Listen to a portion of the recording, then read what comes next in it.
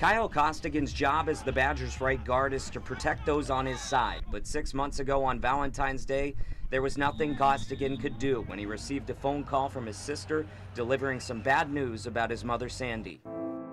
My sister called me and told me she had stage 4 kidney cancer, and she told me on the phone, and I mean, she was crying, and it was just a really emotional time. It was hard, and at first when I found out that I had cancer on Valentine's Day, I didn't realize how bad it was. She's my mom. She's my favorite person in the world, so obviously hearing that is the worst news you could get.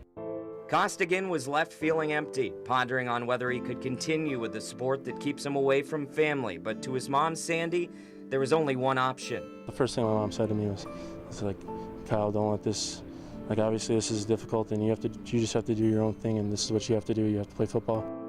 I mean, football is his whole life. I would be totally crushed if he even missed a game because of me. You know that it's not going to happen. What has happened is the emergence of overwhelming support within the Wind Lake and Badger communities. Friends of the Costigans have now raised more than $13,000 to help pay for Sandy's cancer treatments. I can't believe what's happened with this fundraiser. Fighting through the cramps she gets on a regular basis, Sandy expressed her gratitude. And I just, oh my goodness, pray that I live long enough to somehow pay everybody back and thank them.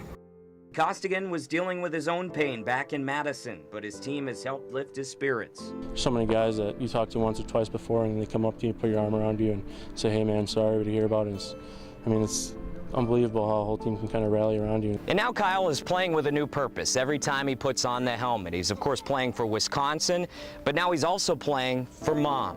She's always been my biggest fan, and now she's going through something I can't imagine. If I'm ever out there and I'm fatigued or tired or feeling sorry for myself, I got to slap myself in the face and realize, giving an idea what she's going through, how much more difficult something like that is. I pray that he can just enjoy this last year and not think about me, and just like it was last year. I'm praying that at least maybe I can come to 2 home games, but we'll see.